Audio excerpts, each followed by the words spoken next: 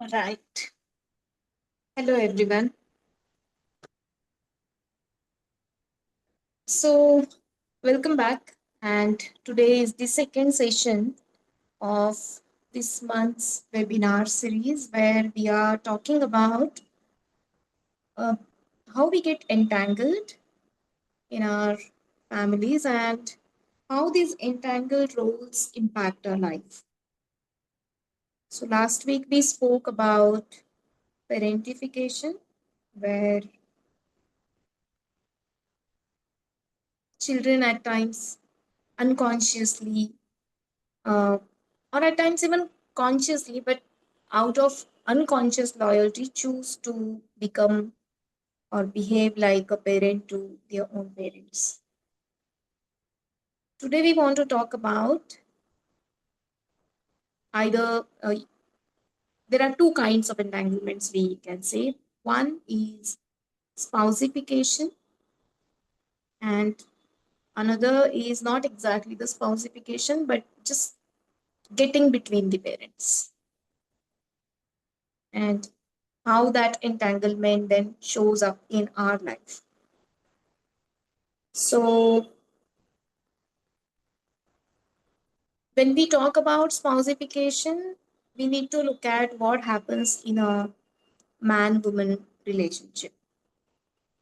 So, when a man and a woman come together and they form a bond, either through the sexual relationship, the physical intimacy, or through the social construct, such as most common is marriage,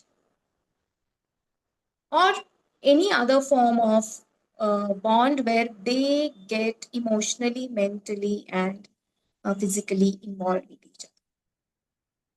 And now, when this man woman relationship begins, it is unlike the relationship between the parents and the children. Because between parents and children, parents are big, children are small, and that's how it is a dynamic between two unequals. But a man woman relationship is a relationship between a dynamic between two equals. Often we carry our baggages, emotional baggages or entanglements from our family of origin in our man woman relationship, and we may not stand as equal. So, when a man and a woman who are experiencing any sort of imbalance in give and take, that is a matter between them.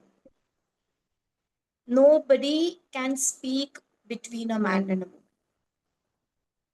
neither of the parents or a third person or children. As soon as any third person comes and speaks between a couple, that particular relationship will start getting damaged. It doesn't stay the way it was before the third person came and spoke between or tried to sort the things between. Now, when the child observes anything, children are constantly, observing, and they start interpreting things which are happening between their parents. So these are the matters between a couple, a man and a woman. But as soon as the child shows, like as soon as the child comes, the man becomes the father and the woman becomes the mother. So, in front of the children, in the dynamic with the child, they are not a man and a woman, they are father and mother. So, the aspect of man and woman relationship is has a boundary. So, even after the children come, the aspect of that relationship which is about, about them, between them, has to be between them. Despite this, the children do observe, or anything that is not acknowledged between a couple, that unacknowledged dynamic, pain, imbalance, whatever it might be, can be picked up by the child, because child is genetically, emotionally, energetically connected to the parents. And then the child may start taking sides in the mind. My father is right here, my mother is wrong. Or sometimes the child says that the mother is right, mother is the victim, and the father is the victimizer. At times, unconsciously, the one of the parents, if they are physically missing, for example, one of them has passed away, or they are just not physically there for whatever reason, the child may step up to take the role of that missing parent and become like a spouse to another parent. So, families where the first born son takes up the role of absent father and starts sharing the duties with mother. This is an example of spousification. It's energetically behaving like a spouse to mother. Or let's say mother is absent, either physically or emotionally. Now, in the case of physical absence, it becomes more so because already the dynamic has become imbalanced. Right? If a man has passed away, now the woman has to perform the duty of both.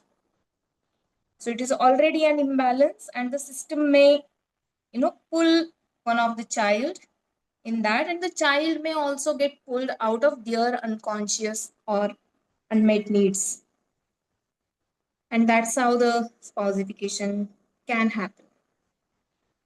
Other times, when the parent, one of the parent or both of them, are entangled with their own family of origin, then because, oh, my, like, a child sees that the mother is absent and my father shouldn't miss out on something specific in that relationship, let me step up and do that.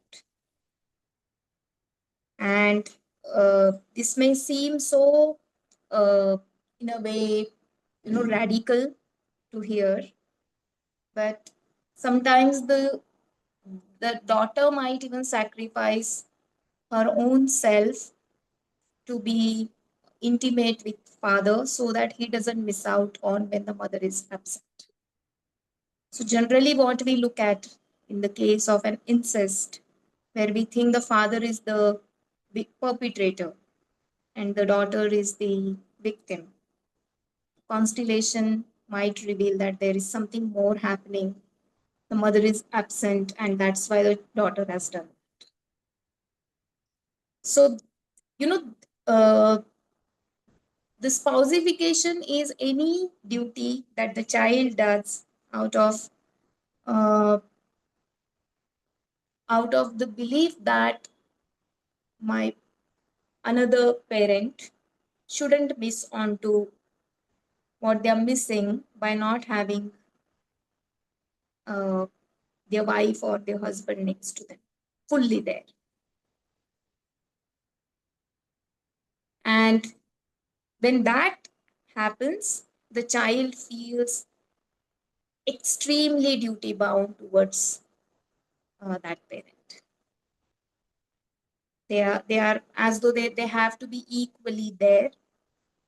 So this is the concept of spousification. So when a man and a woman is not acknowledging, they are not acknowledging what is not equal between them, that goes and does impact the children. And that's how then the same pattern may continue to repeat. Priya, do you want to add anything, particularly to the spousification? Um, I think I would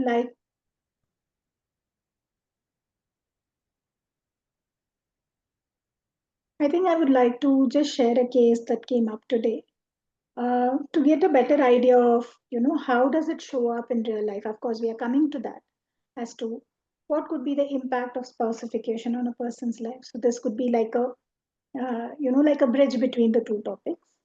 Is that the client who came up with the issue that she feels very ungrounded and connected with her own emotions and life, and she feels that it's very burdensome just to live. So nothing in specific, but there's a lot of anxiety and everyday life feels very burdensome. So we placed a constellation today, a classic constellation of parent and the child dynamic, father, mother, and the child.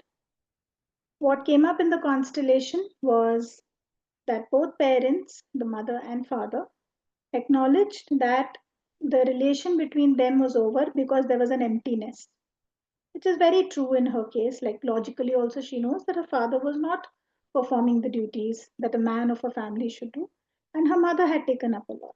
So, this was there as a known thing for her. But what was unknown and came up in the constellation was the mother and father both said that our relation is over and there is an emptiness between us, but we are present as mother and father for you. But this child was carrying the emptiness that was there in between them in her head, excluding and telling that her father was the person who was wrong and not ready to even look at him, and completely loyal to the mother in such a way that she said, I will see that your sadness is not there, and that is my job to make you happy. So that is a classic spousification where the child had taken up the role of the father, excluding the father, and had stood like like a husband to the mother. That is one step. Now, when we went into what was the need of the child to do this, because ultimately that's what is the hook to the entire story, is the need for love and attention. Because the 7-year-old child said that unless I make my mother happy, my father is anyways absent, and unless I make my mother happy, she cannot make me happy, and I cannot get her love and attention. So she was not only acting like her father or the husband to the wife, but also like a parent to her mother. So both was happening. There was parentification and there was spousification also. And in this, she was not at all available to her own life. So, like Gayatri said, it could be at the cost of a person's own life to actually stand up for the parents in a particular way. And the need was of the child. Ultimately, it's about us, it's about the person who is going through it, right? So we have already spoken about parentification. This was a classical case of spousification. And I think now, Gayatri, we can talk about how does it show up in life. So I just wanted to share this. Yeah.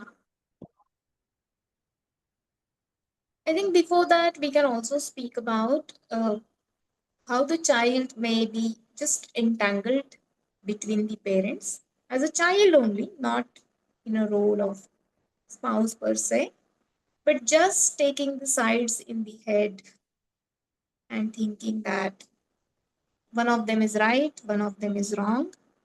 And what does the child then do? Child decides uh, the part of both the parents that they accept.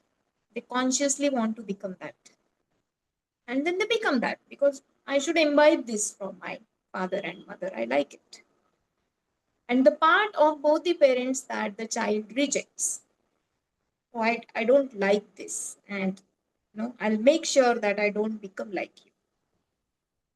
Unconsciously, child becomes that as because that part of the parent is excluded by the child. And when the part of the parent is excluded, they are they are bound to include it by becoming like them. And then that may show up as different patterns in our life. So sometimes the child is, just because the child is taking sides, who's right, who's wrong, who's doing more, who's doing less. The child is as though, standing between the parents. And then listening to what the child doesn't have to listen to. So sometimes mothers go and share with daughters as daughters start growing up.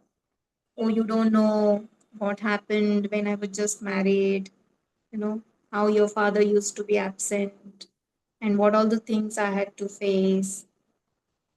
Or sometimes the fathers do share their struggles with children. And the moment the parents start sharing any of their struggles, which is specifically for them with their partner, they have unconsciously pulled the child that you become my kind of listener or rescuer. At least you'll take my side.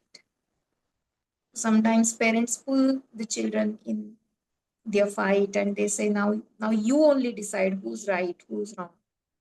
And the child, of course, has this need to feel the love, feel both of them. And the child idealizes the parents' relationship. Child wants the ideal presence of father and mother. And out of that, uh, hope that if I sort this between them, then I'll have, the perfect kind of love and the perfect kind of acceptance. And the child goes and child keeps on playing this, uh, probably the rescuer role, uh, or just might even become uh, arrogant, because if I have to be equal to my parents, then I have to know equal as them, and of course more than what my missing parent knows. If mother is absent, then I need to know something more than mother. Then only I can be equal to the father. And in that case, the arrogance comes up.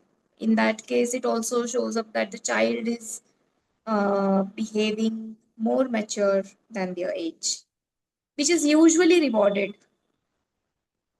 Such an understanding child, such a non-fuzzy child. Particularly in non-functional family systems, that gets rewarded. In functional system, that might be, observed and questioned that is this right or wrong. So the child has now, just stood and listening to the the drama or the story which is between the parents. So as an impact of this, what happens is the child unconsciously recreates parents.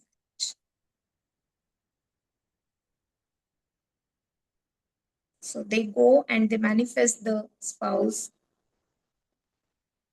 where they have, it's like, it's a blueprint.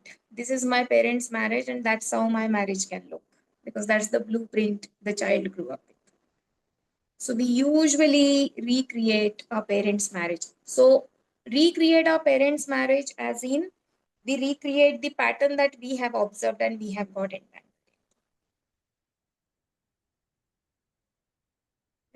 So the first child in the marriage represents the problems with the first child usually are the problems with the uh, those are there in the relationship between parents.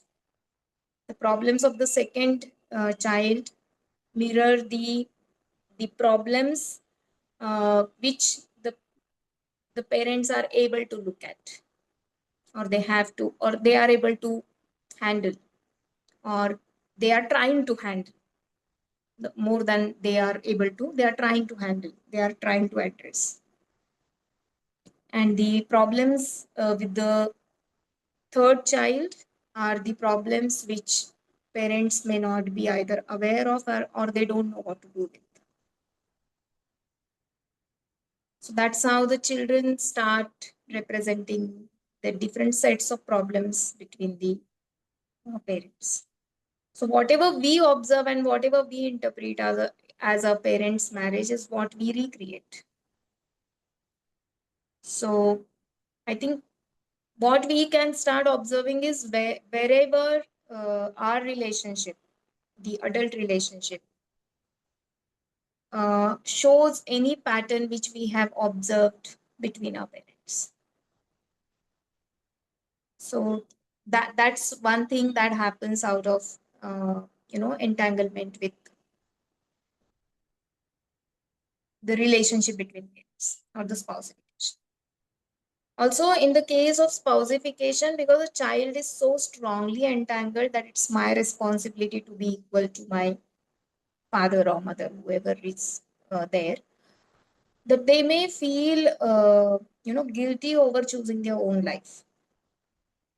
So such a child may sabotage their career, may not want to move away from that parent, sabotage the relationship, their own relationship, may not want to get married, or even when want to get married, may not find the suitable partner.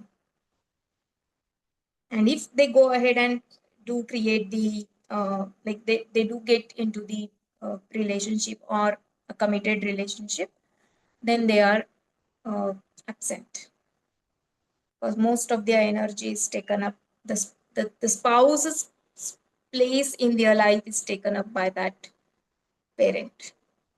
So the relationship may not last, or it may be very troublesome. So there could be a strong tendency to feel guilty if they have to choose themselves over the parents.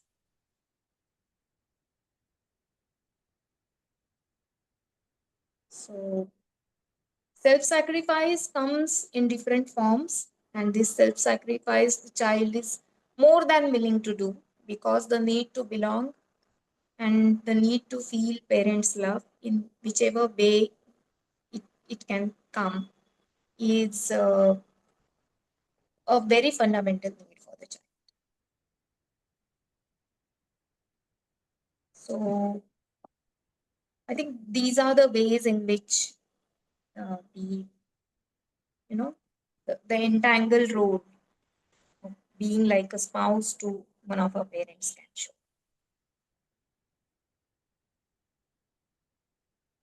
Priya, do you have anything to add? Not add specifically because these are classical ways in which pacification shows up. I'd like to add another aspect of the constellation which came up today was this 7-year-old child was behaving like an adult. My mother should be doing this. My father should be doing this. That was the language in which the child was talking. So when the adult was introduced, the adult said, "This is the child's inner voice which is talking like this." And when the inner voice was brought out, the adult said that this inner voice is a conditioning of all the parents that she had seen of her friends. And from there, she had made a mental construct that my parents should be like this, which she in her own language kept saying that I was a very mature child. I was a very mature child. So this is not maturity. So, like when Gayatri said that such kind of maturity or understanding is rewarded, this has been rewarded. You're such an understanding or a mature child. And now that's a positive thing, right? So this client now goes around telling people how they should be. You should be this, you should be that, you should be this. Because this should is coming from my parents should have done this so that I could get the love. Yeah. So these entanglements are so subtle. So now, like in a way, she behaves like the her own spouse's mother. You should do this. You should do this for your brother. You should do this for your sister. You should do this for your mother. More of the guiding role, which feels like a very mature place to be. But all this guidance is not serving her. And that's when she's reached where she is reached. So at times when we say that spousification is a part of parentification and parentification can become spousification, all of this in our own lives. One thing which Gayatri and I clearly want to distinguish is this topic can be seen in two ways. One is you can take it up for yourself as a child as to what in me has taken up roles in between my parents.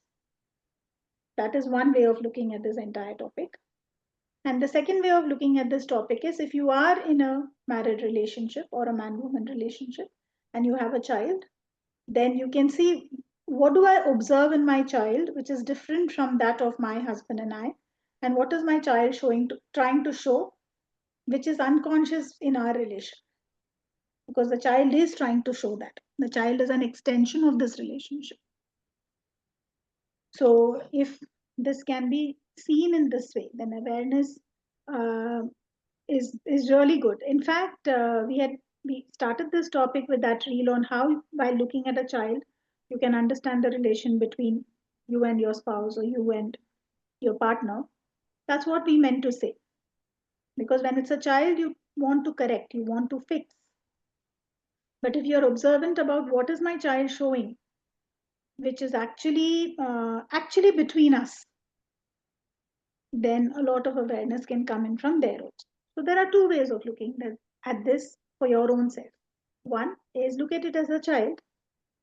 Where have I come in between my parents in any way, mentally, emotionally, even physically? And what is my child trying to show about my relationship with my spouse? So we welcome you to do both of them.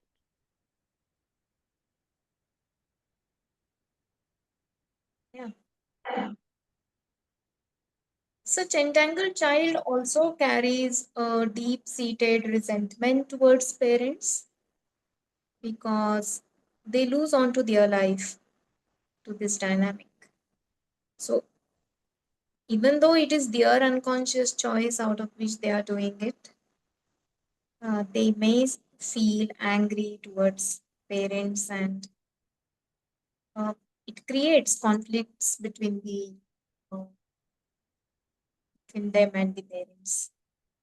On the whole, in the uh, family itself. So it has been observed that if there are many conflicts in a given family, then uh, the family members are not in their rightful place.